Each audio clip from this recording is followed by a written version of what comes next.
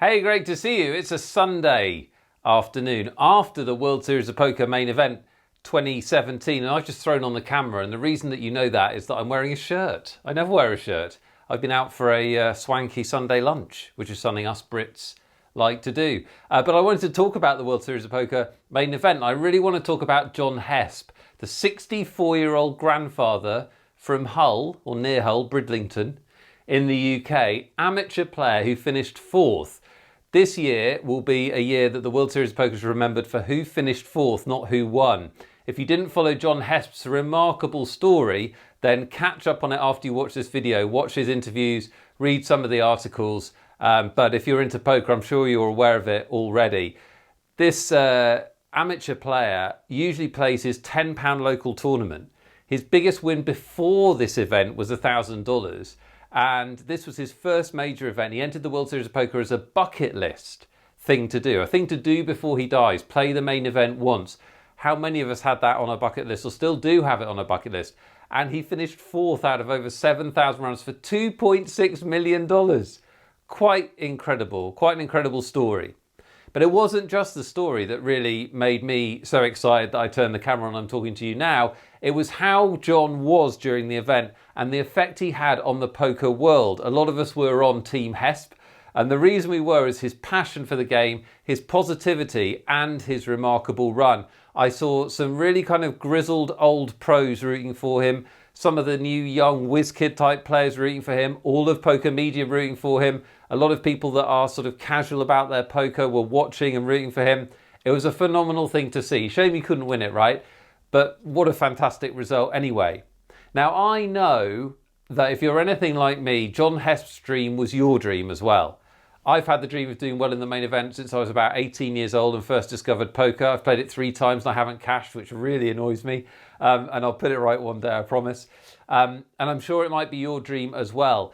If it isn't your dream to do well in the main event, then it's probably your dream to do well in a big poker tournament. Because even for players like me who are cash players, anyone that's played poker, it doesn't matter, doing well in a big tournament is the most fun you can have.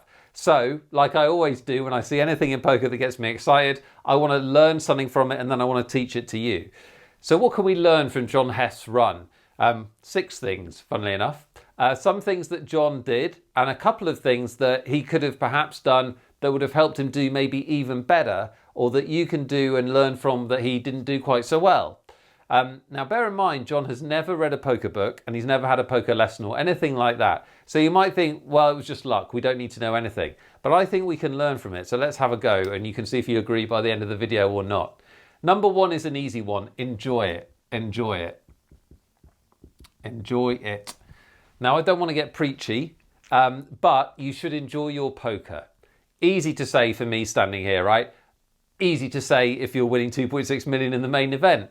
Not so easy if you're losing and you've lost 4 sessions in a row or you've bust out 10 tournaments without cashing in a row. I understand it can be a frustrating game, but remember, it's a game, right? It's not work. It's not, some horrible task that you have to perform. It should be a fun activity. Try and always remember that. Try and enjoy your poker even when it doesn't go how you want. Try and enjoy the company of other people if you're playing live. Try and enjoy the hands that you play well, the stuff that you learn from it, whatever it is. If John Hesp taught us one thing, it was that it was meant to be enjoyed, and his enjoyment of it transmitted to others and made all of his tables more enjoyable. And this is not just a kind of feel-good cliche either. I honestly think if you've got a positive energy, you will play better poker. I don't mean that in a law of attraction, you'll magically get good cards or you'll magically win. I know myself that I have different moods in life, I'm sure you do. And when I'm angry or I'm in a bad mood or I'm subdued, I don't play as well. Because you kind of shut down and go into yourself a bit and you kind of start thinking, oh, it's not my day. And that stops you seeing opportunities, right? That stops you seeing chances to make chips. It stops you having that confidence and that optimism. So yes, it's easy to say, but where possible, enjoy your poker or do something else because it's supposed to be enjoyed. John reaffirmed that and underlined it in heavy marker, I think. Second off, you've got to be in it to win it. In it to win it. Now, most of us are not going to get to play the main event many times in our life, and I hope you all do get to play it at least once because it's a phenomenal experience, but it's an enormous amount of money. So I don't mean you have to be in the main event to win it, but you do have to be in poker games. And if you want to do well in poker tournaments that have a big payoff, you've got to be in those events, right? Now, the challenge is you need a bigger buy-in to win a bigger prize. That's obvious. So there's a couple of things we can do about that. First of all, you can take some shots at bigger events and not worry too much about the fact that the competition might be tougher. When you play in a tougher poker game, you do learn from it. When you sit across from professionals, you should improve your game quicker because you'll see what they do. Now, obviously, there's a financial challenge with this, and I want to say big red letters, do not play poker with money you can't afford to lose. When you enter a poker tournament, even if you're the best player there, your expectation is you'll lose your buy-in because only 10, 12% of people get a prize, right? So you must buy in with money you can comfortably afford to lose. So that's the health warning. But in general, you want to be occasionally playing in games that you think are better than you are so that you develop. Also, there's nothing stopping you from playing your best and getting good cards in those events, running deep and having a great result. Now, the second thing is that it is possible to enter poker tournaments cheaply, right, through satellites. I really honestly think when I see students at Breakthrough Poker Coaching, most of them are not playing enough satellites. If you've got $30 to enter a poker tournament or £30 to enter a poker tournament, some of the time you should be using that buy-in to play a satellite to a bigger event.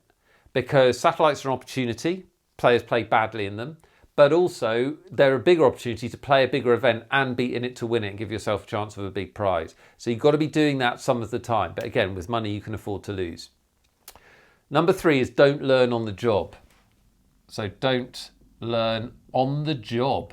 What a British phrase that is. John was very much in the moment, John Hesp. He really was playing the hands and enjoying the hands, and he wasn't kind of panicking when he was deep in the event and thinking, I've got to learn a load of new stuff to put it into practice. The first time I ever played the main event, I did not play well on day 1 at all. And I somehow got to day 2, but I know I missed a lot of opportunities. I can still remember some of the hands I didn't play well. And that's because I was too worked up and I was trying too hard to be good at poker. So the night before I was kind of studying and trying to learn new things and kind of cramming like it was an exam. That never works. You're the level of player you are, and your job when you sit down at the poker table is to give your best, right? It's to play your A game, to be the best version of the poker playing you that you can be. But you can't improve during a tournament. So don't study during a tournament. And another important point, if you do lose a hand or you think you've made a mistake, or you play an interesting hand and you're not sure, make a note of it, right? Write it down on a notepad or your phone and say to yourself, I'll look at that after the event, when I get home or when I log off from the computer or whatever, and study away from the table. That's when you improve as a player. You don't improve during the event. So don't try and learn on the job, but do be in the moment. And if you have a bad hand, get rid of it, disregard it, make a note, whatever, and then refocus so you can play your best on the next hand. It's vital if you do well in poker, you develop that skill. All right, our next lesson from John Hesp's amazing run, active beats positive. So beats passive, sorry. So be active. Still thinking about positive every time I think about John. Active beats passive. So John played a decent amount of hands. He wasn't a maniac, but he did play a decent amount of hands. And he was prepared to bluff in certain situations. Some of his bluffs weren't amazing, but some of them worked. And in tournament poker, an active player, especially in No Limit Hold'em, will always do better than a passive player because the blinds rise, which puts pressure on our stack, and also because the blinds and antes produce a huge amount of dead money in the middle. So you should always be thinking about being active in a poker tournament. It's far better to go out on a bluff than it is to fold your way down to 5 big blinds and just, desperately trying to move in and do something. Poker tournaments are really about chip accumulation more than they are about survival because the big money is always in the top 3 or 4 positions. So you're trying to build a big stack. Now, it's a tough balancing act. I understand that. But most players are not active enough, especially when the blinds go up and they get worried about being eliminated. So learn from John Hesp. Always be active when you're playing a poker tournament. Now, I'm going to finish with a couple of things that I think John didn't do well that you can learn from and which can make a big difference to your tournament expectation and results. And if you do get in the situation John was in where you get everything going right for you in a tournament and you go deep, then you can take advantage of them. The first is to have an awareness of tournament dynamics. So be aware of dynamics. To think about the headlines more. I know, I don't know what dynamics are. No, I do. I'm going to explain. So John played a massive pot when they were 8-handed, I think, at the final table. He was the chip leader, which is remarkable. And he played a huge pot against the second in chips guy who ended up winning it. And he had top set and John Hesp had top 2 pair. So it's a cooler, right? So it's an unfortunate hand. However, he didn't need to play a huge pot with it. There were hands that could beat him, as we found out, and he should understand that the player he was playing against is, a good player, and he knows that by playing a massive pot against the big stack, it's the only way he can go broke. He's second, right? So, and there was a big gap as well to the other players, so he can play a pot against the other players and not go broke. But if he gets it wrong against John, he's going to go broke. So if he's suddenly putting in big raises, as the chip leader, John should have a siren going off in his head. Now, there are some very good players that exploit this and will actually make big bluffs in these situations, but most players won't. And if you're in this situation of being deep in a tournament, you have to be aware of stack sizes and tournament dynamics. The deeper you go in a tournament, the more stack sizes are important and the less the cards are actually important.